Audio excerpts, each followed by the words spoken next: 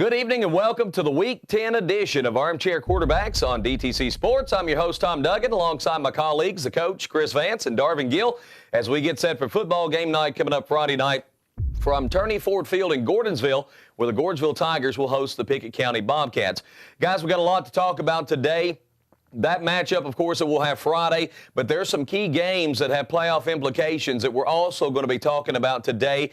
In fact, pretty much all the matchups this week, Coach, in 4-3A have got a playoff atmosphere about them. You've got DeKalb County going to Upperman, obviously, for a chance for one of those teams to win the region outright. Both of those teams have already clinched playoff berths. You've got Sequatchie County going to Grundy. Sequatchie's trying to keep their hat in the ring for potential region championship, and Grundy's fighting for a playoff spot. Then you've got Smith going to York Institute. Right now, York is holding the number 4 spot. Smith County's trying to fight their way back. So a lot of very key games coming up this weekend in high school football. Looking at teams that may surprise, when this season began, York was one of those teams for me that I thought they had the opportunity with their schedule, who they were playing at home, that they really had the opportunity to shock some people and to really come up through the ranks even late in the year. I actually had them picked maybe to upset an Upperman. So when you look at a Smith County, maybe with or without Holder, it's kind of tough to say at this point, but you're playing at York. Their type of confidence they have right now, look for that York team to come out on top. Darvin, that's arguably, in my mind, the second biggest game. I think, obviously, the DeKalb Upperman game with all that's on the line there, but it looks like the winner of that Smith-York game very well could end up coming out with that number 4 spot in the playoff race. And that's always a good rivalry game, too, when those two get together. It is a big rivalry, and I think that's key. You know, these teams, especially that game, is basically a playoff game. You're playing to play an extra one at the end of the year. You know, I think York has been a little up and down, much like Smith County. It's going to be about the consistency of this Friday night. It's funny how we talk about this all year long, and it comes down to one game. Obviously, you could have done a few things here or there along the way, but it comes down to this game. It is an advantage that the game is in Jamestown, without a doubt. That's a long drive for anybody going anywhere. It's not an easy way to get to Jamestown. Right.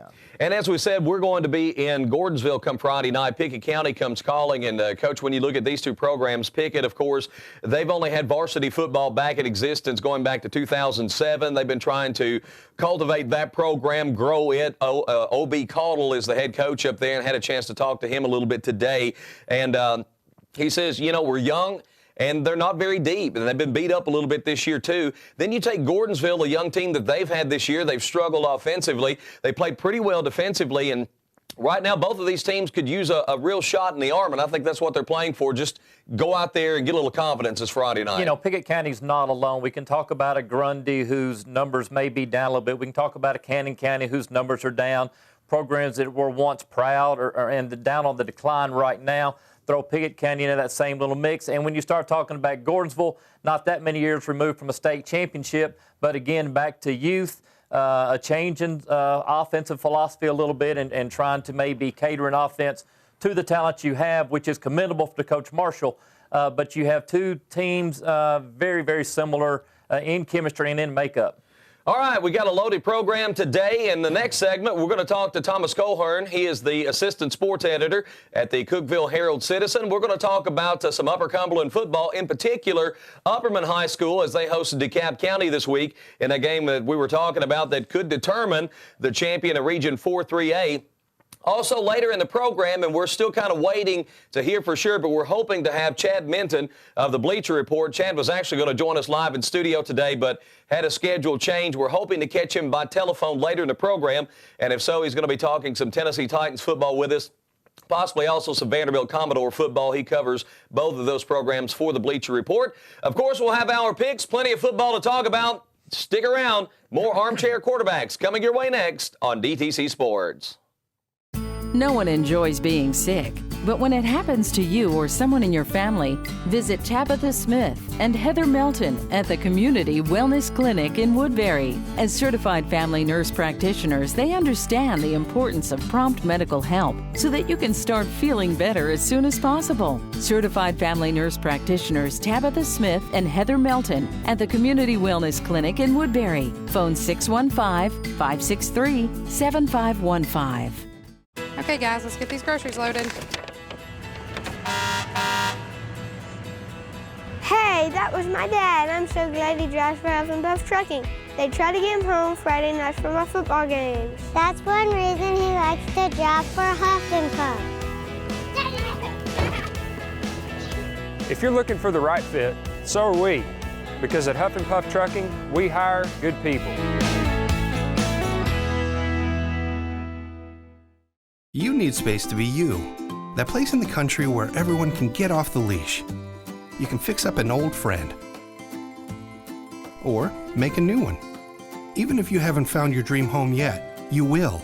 Be prepared with financing from Farm Credit Mid-America. We have nearly a century of experience in rural lending to farmers and non-farmers alike.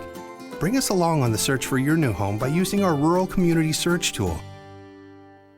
When you're ready, we're ready. There are so many great things about life in Tennessee, and DTC is proud to be one more. A local wireless provider with the same nationwide coverage as the big city guys, plus hometown service and support. We've got your wish list covered. Get free wireless access for 3 months with a 2-year contract for a limited time. That's up to a $360 savings for a family of 4. DTC Wireless, your local wireless provider.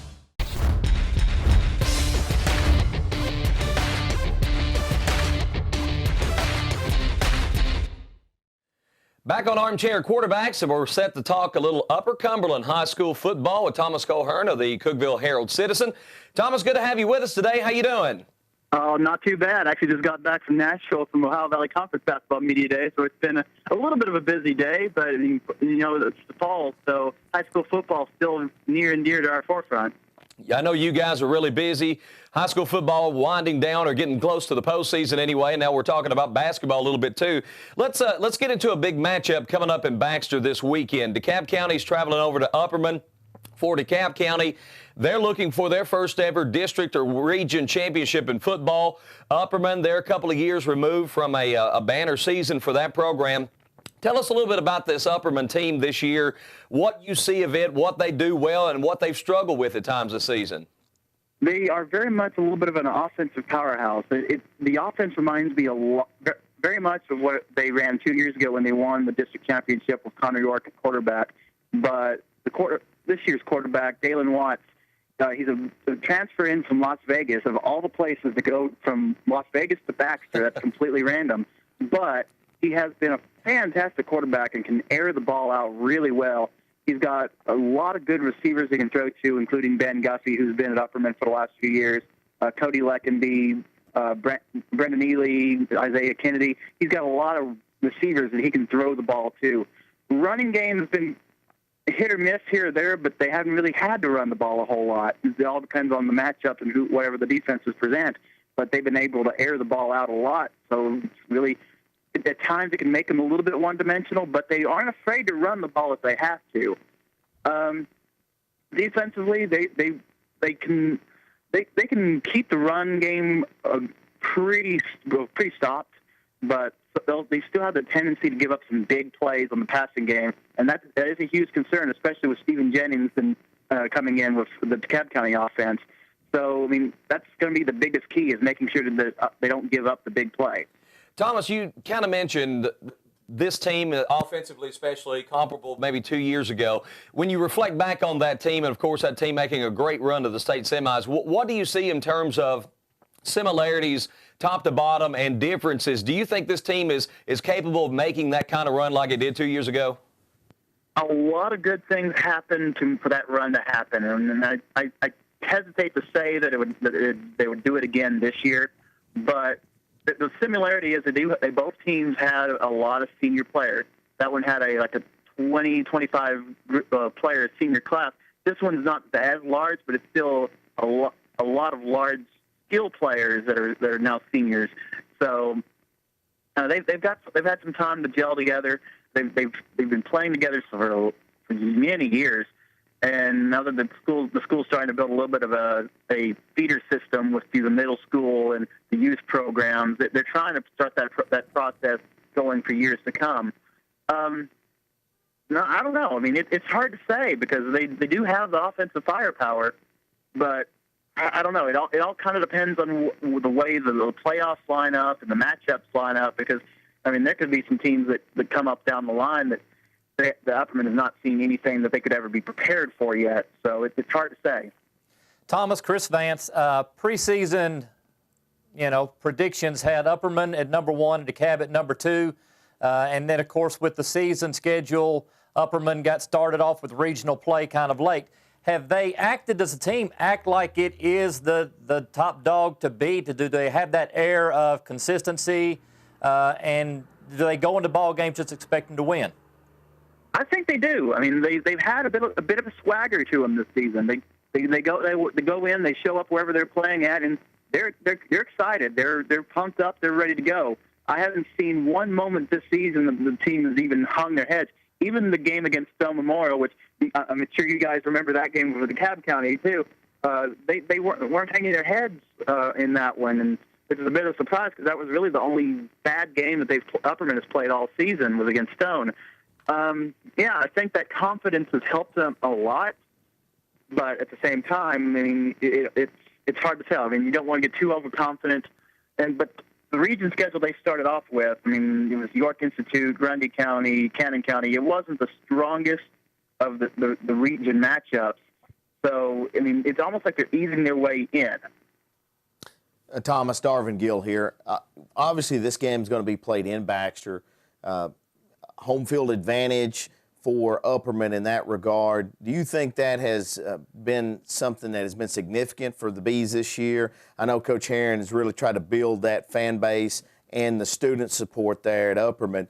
Has that shown up? I know after their great run a couple of years ago, I would assume there's still quite a bit of carryover. Absolutely. There's a lot of carryover. In the 9 years that I've been covering Upperman, I've seen that fan base go from maybe a couple parents in the stands to where it's hard to find a seat in that stadium. So, there's been a lot of carryover. The fans are getting excited. The community is getting excited. And it's a small town, Baxter is, and you almost think you see just about everybody that lives in Baxter at the games on Friday night. And they've been traveling well. And as you said, this one's a home game. It's at Billy C. Rogers Stadium. The seats will be packed. And honestly, I fully expect to see the home side completely filled. I expect to see the visiting side completely filled with a lot of Smithville fans.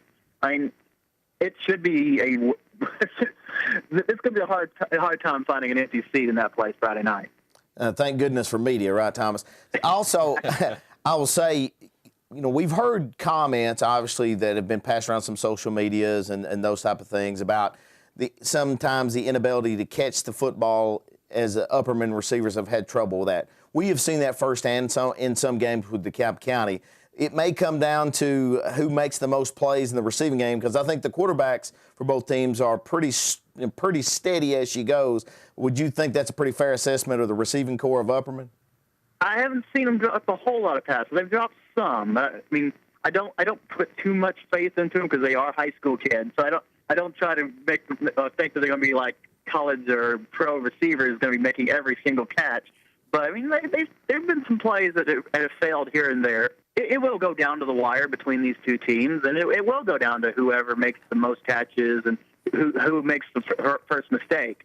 So, yeah, absolutely. Watson, Jennings, that's a fantastic quarterback battle, and both teams have a stable receivers between them. So, yeah, absolutely. The aerial game is going to be a fun one to watch Friday night.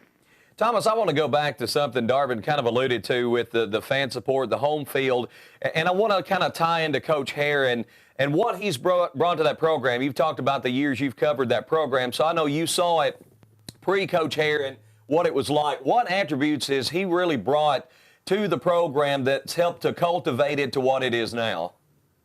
Well, they've really had a lot of it's been a very family-oriented aspect of it. They're trying to include the middle school programs, the youth programs, and just try to connect them all together. They're all working on the same thing. They're all working towards the same goal.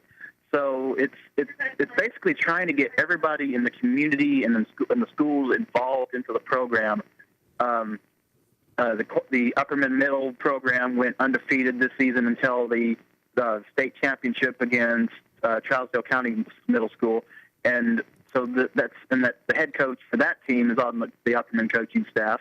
The Upperman coaching the youth program has connections to the program, and it's really all starting to make one big giant feeding system. And the ultimate goal is to keep the program that's building year after year after year, similar to what you see in like Maryville or Alcoa. Will it ever get to that level? I doubt it, but it's at least trying to get to that level. But yeah, I mean, you'd go back 7 or 8 years ago, and when Upperman was winning 1 or 2 games a year, and the stadium, I mean, the fans would be deserted. It was hard to find anybody that was there. But now, through everything that the program has done to build in the last 4 or 5 years, there's a lot more people at those games. Well, Thomas, it's a great atmosphere over there, and it's going to be a great ball game Friday night. I know you're going to be there watching it firsthand, and we're going to be keeping tabs on it where we are Friday night. Now, a lot of folks are excited about it. Thomas Corhern, the assistant sports editor at the Cookeville Herald-Citizen, joining us on AQ. And Thomas, again, I know this time of year you're a busy, busy man. We appreciate you taking a few minutes to talk to us. Not a problem. I appreciate it. All right, folks, when we come back, more football talk. Stick around. This is Armchair Quarterbacks on DTC Sports. Tom, the fall colors are showing, and it's time for our most exciting sale event of the year. Oh, yeah. We close out the discontinued styles at huge discounts and offer special savings on the new styles arriving daily.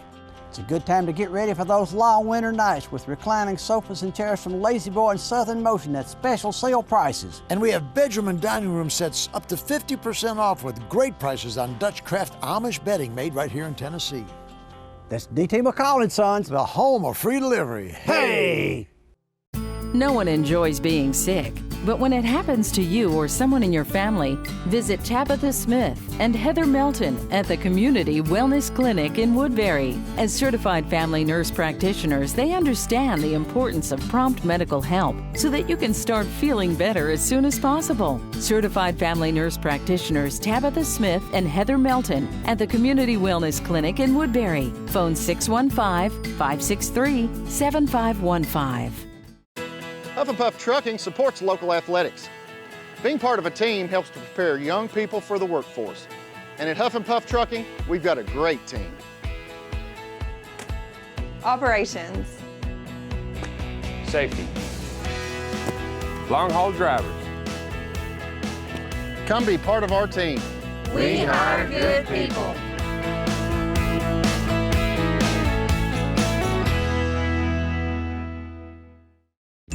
The living room. It's a great place to watch TV.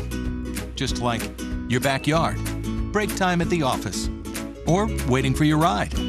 Now you can watch TV everywhere.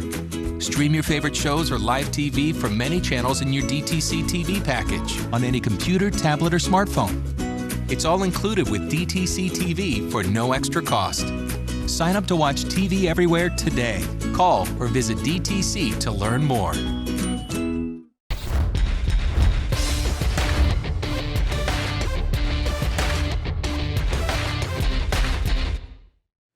Back here on Armchair Quarterbacks, and we're set to talk a little Tennessee Titans football. We might even jump into some Vandy football as well with Chad Minton of the Bleacher Report. He's a feature columnist, covers both the Titans and the Vanderbilt Commodores. Chad, how you doing today? I'm doing great, fellas. How are you? Doing fine, doing fine. I was looking forward to hoping to get you back in studio with us, but I know you had a scheduling conflict, but it's great to have you on the phone with us today.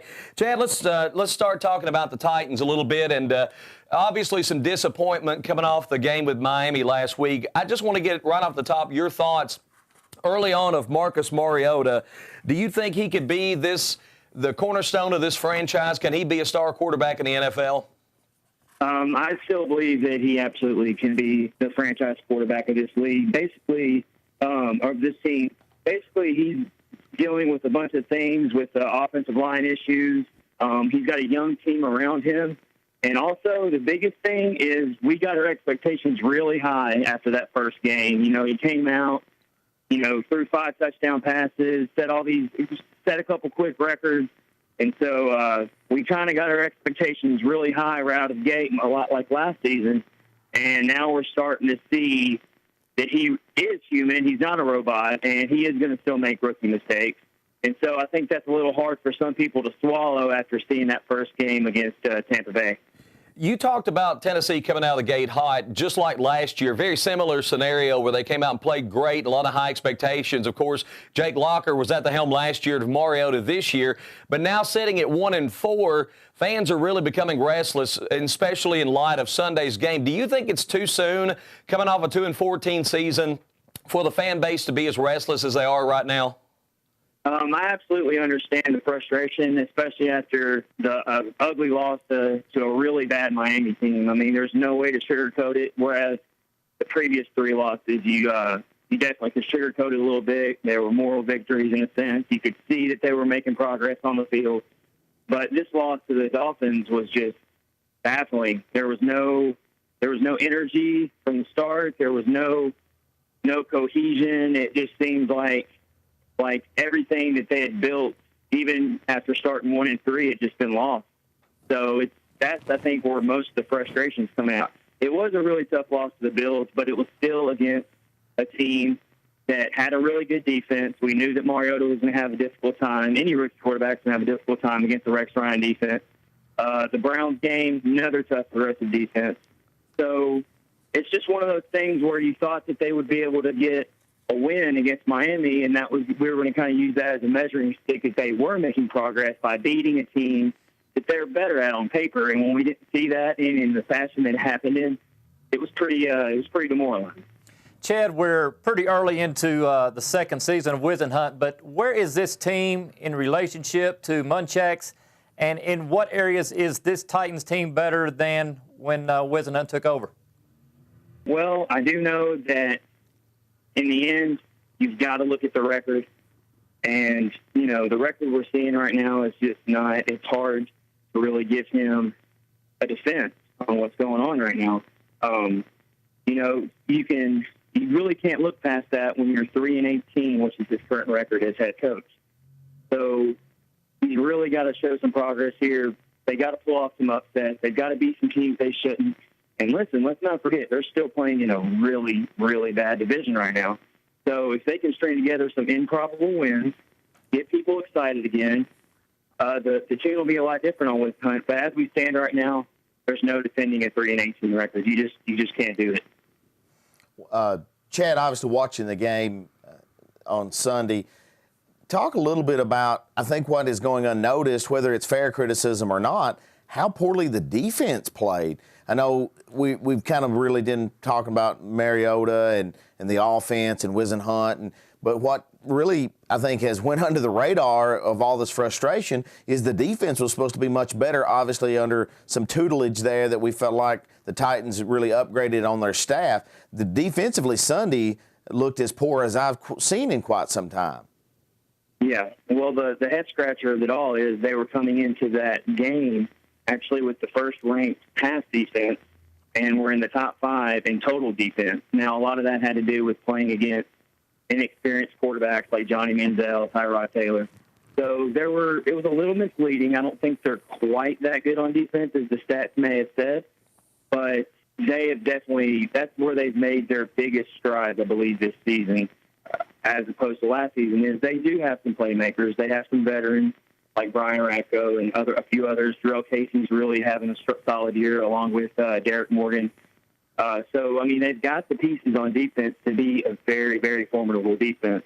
Now, once again, they did not look that way against the Dolphins, which really surprised a lot of people. And so we got to wait and see. But I think if this team is going to make any kind of improvement from last year to this year, in the sense of maybe getting like 5 or 6 wins and doing some things in the second half of the season, it's really going to be on their defense and not so much on what they can maybe do on offense. It's going to be their defense that's going to have to really grind this one out for them and change the tune.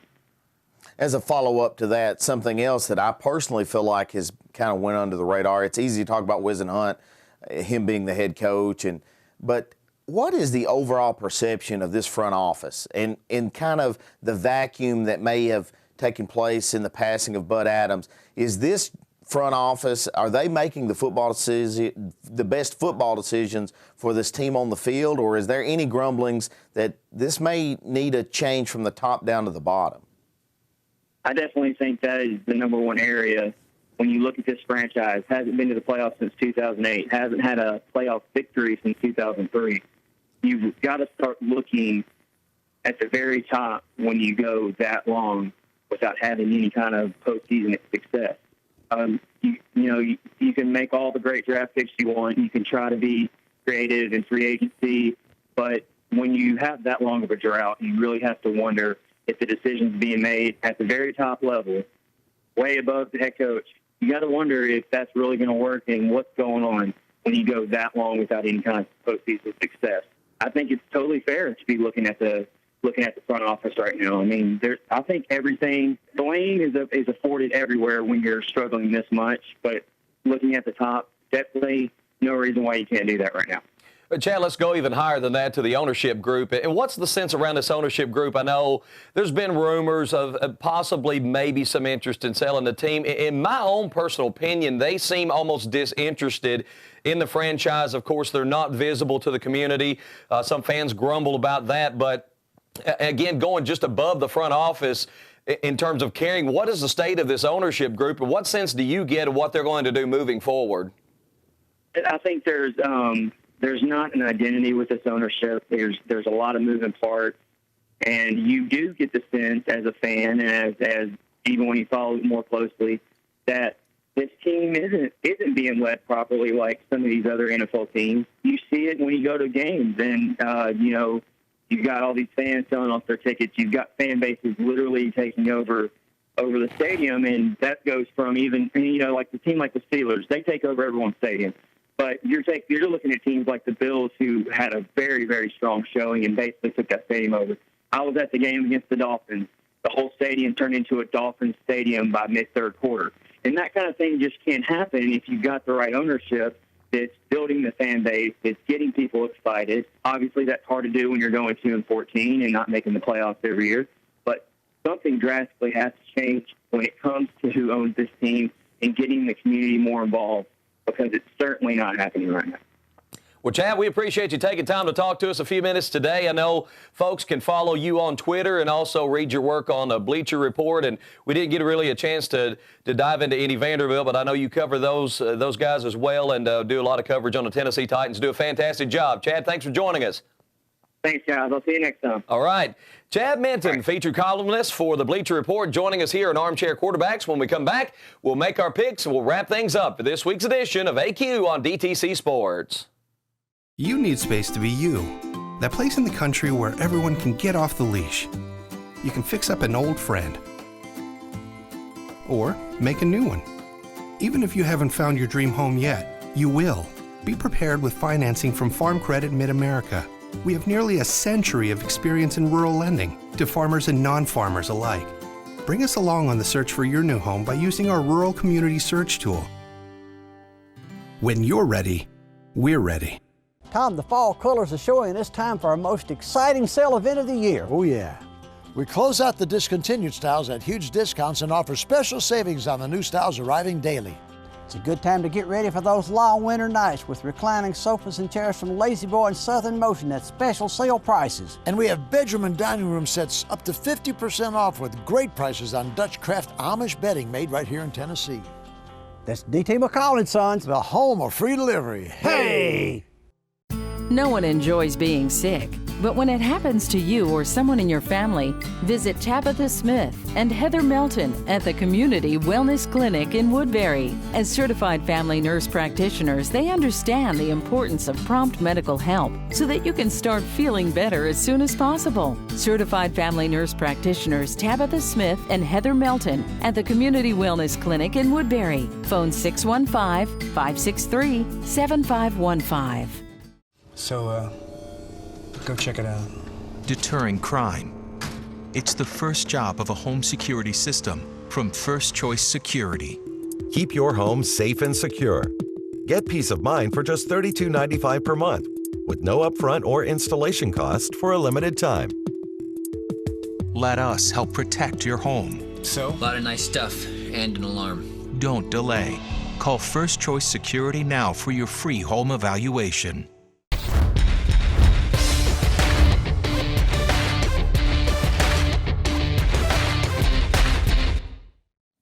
We We would like to thank our sponsors for AQ. They include the Community Wellness Clinic, Huff and Puff Trucking, Farm Credit Mid-America, DT McCall & Sons, and, of course, the great folks at DJ's Pizza and Steakhouse. They've been a proud supporter and a sponsor of this program for the last 3 seasons. We appreciate Jimmy and all the folks there at DJ's. And if you're over in Woodbury, be sure to stop by and check them out. They've got great food. If you like good Italian food, they've got that, but they've also got great home cooking. In fact, this week, they've got a fried shrimp dinner for just $8.19. So take the family out, maybe order up a pizza. They've got great pizza there, of course. If you're in for lunch, they've got a chicken parmesan sandwich with French fries also on special this week. Go by and see them. Call them up, 615-563-2821.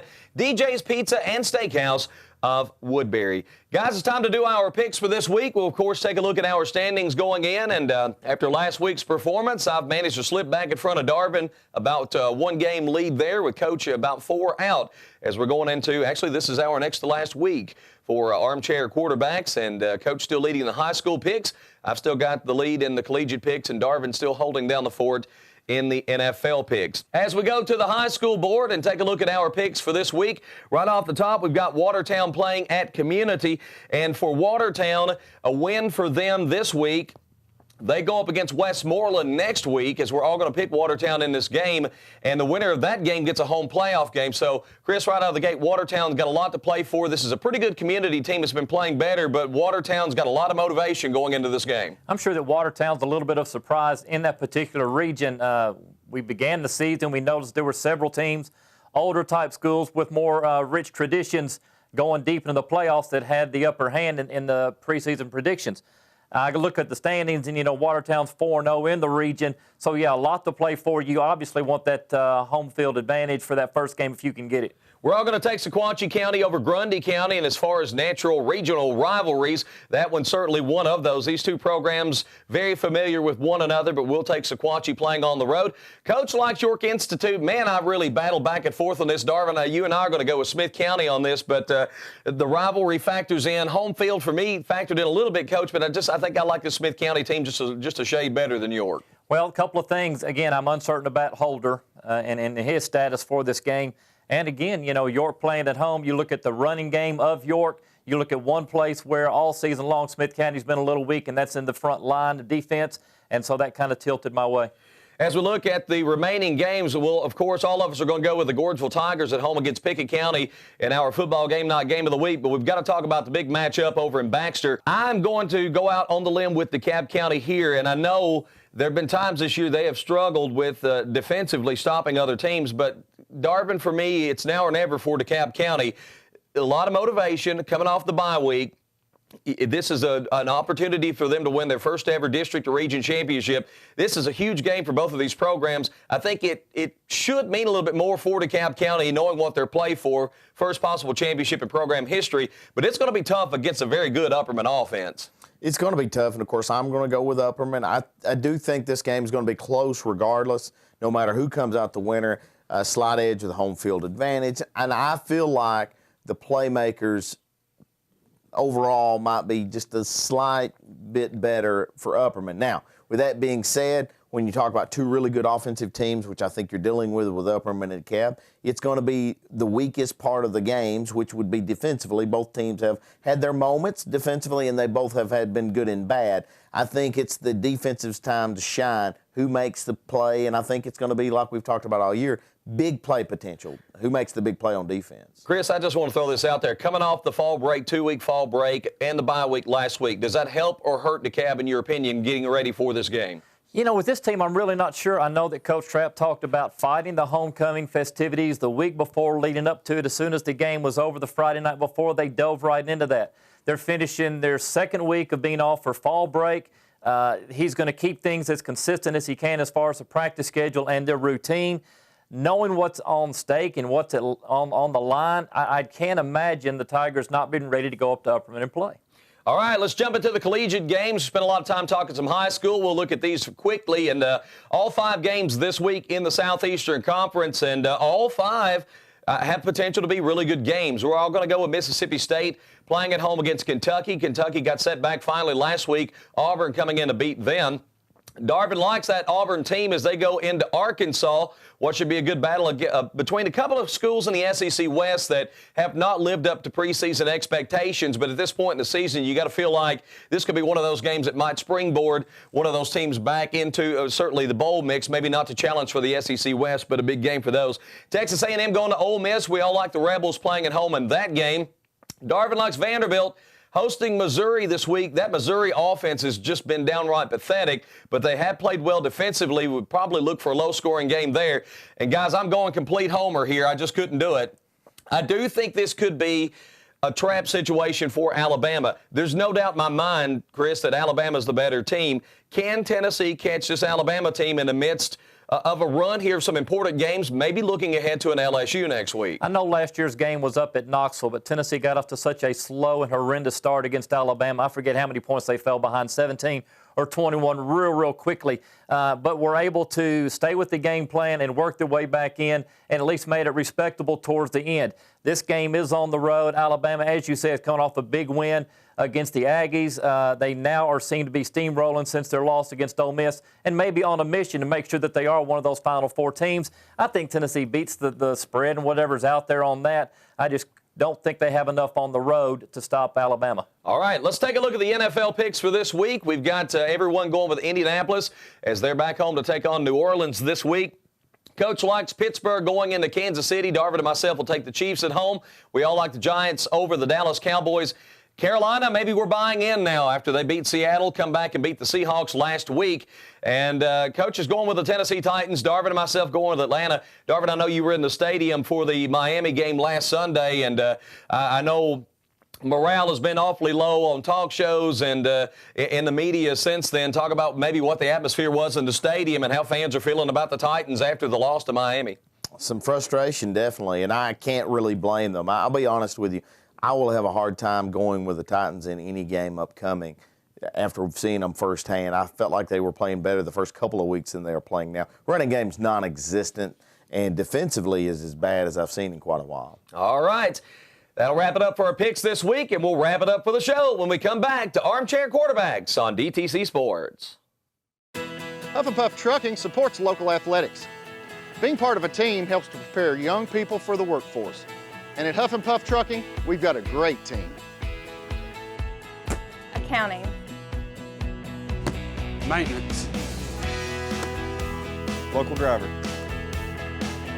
Come be part of our team. We hire good people.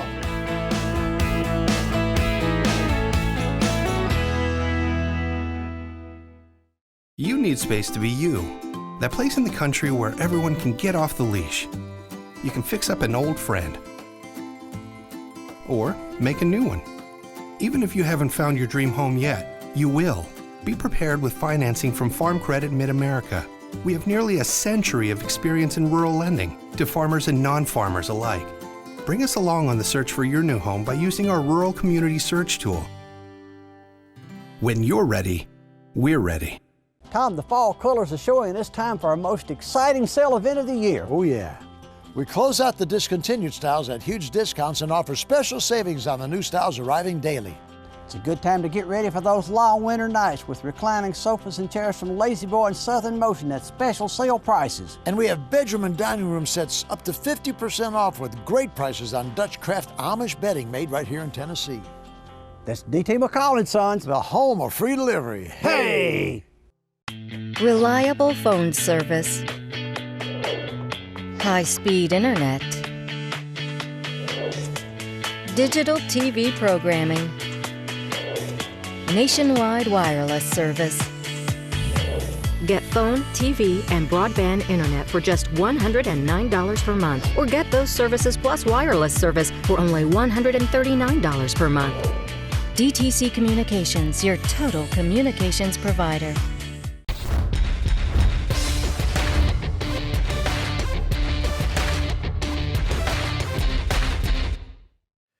Tune in for the season finale of Armchair Quarterbacks coming up next week. We will be back at Kilgore's Restaurant in Smithville as we get prepared for DeKalb County hosting the Cannon County Lions. Hopefully you come out and visit with us. We'll be filming the show on Tuesday at 3 o'clock at Kilgore's Restaurant in Smithville. And again, it will be the season finale of Armchair Quarterbacks on DTC Sports. Right now, it's time for our rapid-fire final thoughts as we wrap it up with the 2-minute warning. We'll start things out with Darvin Gill. Darvin? Well, we love sports for many reasons, and this Saturday I was cheering on Michigan against Michigan State in what many people consider, if you're a Wolverine fan or a Spartan fan, the biggest game of the year. Of course, I still think it's Ohio State, but that's for another final thought. Obviously, anyone that watched the game or saw any coverage of the game, it almost broke Twitter. Because, of course, at the end of the game, Michigan mishandles a punt.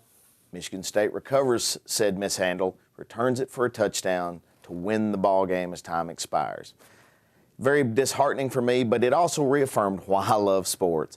Anything can happen at almost any time, and no matter how confident you may be at any point in any sporting event, and especially this game of football at any level, junior pro, high school, professional, or my beloved college, the Michigan Wolverines, it's never over till it's over.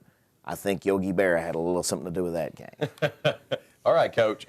When you look at the responsibilities and the acknowledgments that a head coach at any level in any sport has to deal with and what they are accountable for, you can start with a high school coach. And from the top, the bottom, to the decisions that are being made, offensively, defensively, personnel, the hiring of coaches, the booster clubs, anything that's taking place with that football game and that football team is responsibility of the head coach, and that head coach has to know about everything that's going on. And so when you go up to Louisville, Kentucky, and you start hearing reports that come out about recruitment and what's being involved with the recruiting of collegiate basketball players or football players or baseball players, it's the ultimate responsibility of the head coach to know exactly everything that's going on. For Pitino to turn his head and perhaps say, we're going to find out what went on, we're going to find out exactly this or that, he knows what went on. If he doesn't, he should, especially in this day and age of electronics. The Tennessee Titans need a complete organizational overhaul from an apathetic ownership group that, in my opinion, not only doesn't care about the organization itself, but doesn't really know very much about the game of football at all. They need to turn over the control of this team to someone who does care about the program. They need a new president, someone that's not there in an interim capacity. They need a general manager because the one they have has a track record of poor drafting and poor free agent signings. And the coaching staff is not doing their job. In fact, take away 2 years of riding Kurt Warner's coattails, Ken Wisenhut's coaching record is 26-59. The Tennessee Titans are basically a failure from the top to the bottom. Maybe outside of my other beloved NFL team, the Washington Redskins, it could be argued at this point the Titans are the most dysfunctional organization in the NFL. They've got a great cornerstone to build around in Marcus Mariota, but take him away and possibly Jarrell Casey on the defensive side of the ball, and find me one more quality player that would be a star on a playoff to Super Bowl caliber team. You won't find one. This team needs an overhaul, and it needs to start at the top, and it needs to start soon before fans don't care at all whatsoever. That's going to wrap it up for this week's edition of Armchair Quarterbacks. Again, we hope to see you at Kilgore's for next Tuesday's taping at 3 o'clock. If you're watching on Thursday night, get set for the replay of Sequatchie County at Cannon County. If it's Friday night, get ready. Football game night coming your way live from Turney Ford Field in Gordonsville. For Darvin and the coach, I'm Tom Duggin saying so long this week for AQ.